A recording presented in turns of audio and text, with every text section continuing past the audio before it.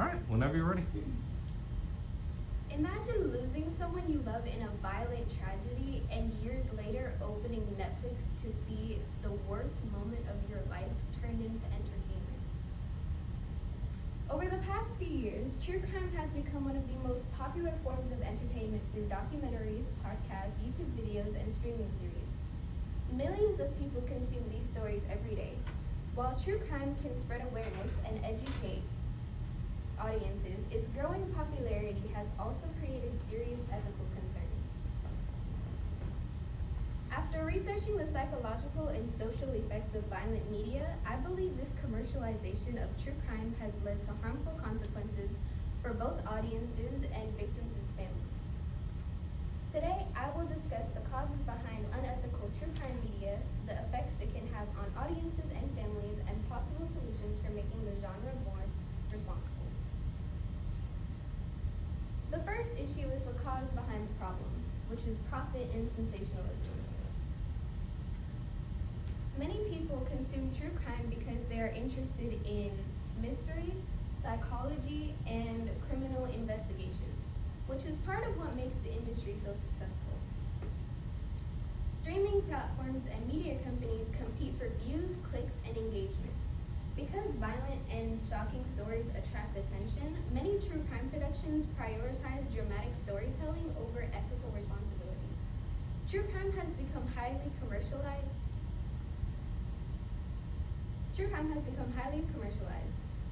Podcasts, documentaries, and dramatized crime series are often designed to maximize suspense and emotional reactions because the more attention they receive, the more profit they generate.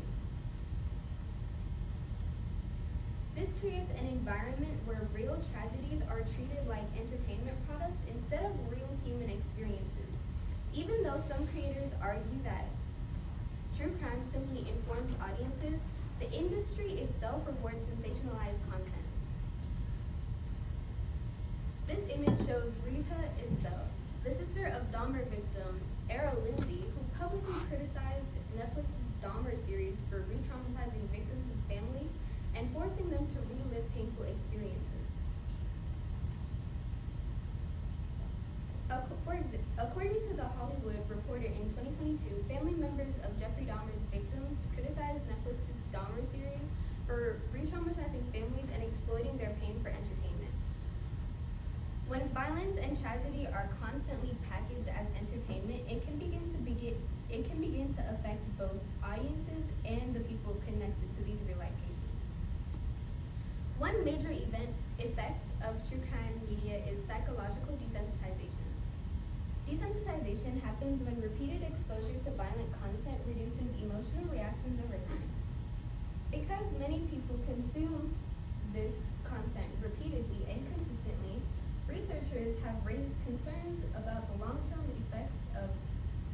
psychological effects of repeated exposure to violent media.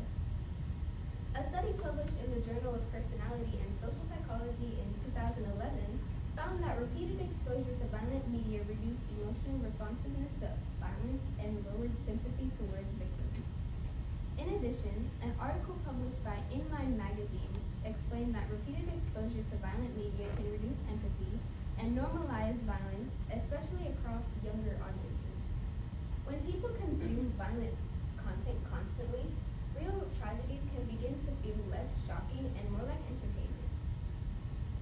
Research published in the Proceedings of the National Academy of Sciences found that repeated exposure to graphic media coverage was linked to higher levels of stress and symptoms similar to post-traumatic stress disorder, even amongst people who were not directly involved in the events. However, the issue is more nuanced than many people would assume. A 2025 study published in The Nature found that the effects of violent media on aggression are often complex and inconsistent. This means violent media does not automatically make someone violent. But even if the effects are complicated, repeated exposure can still shape emotional responses, empathy, and psychological well-being. Because these effects are becoming more visible, many people are beginning to question how true crime media should be handled moving forward.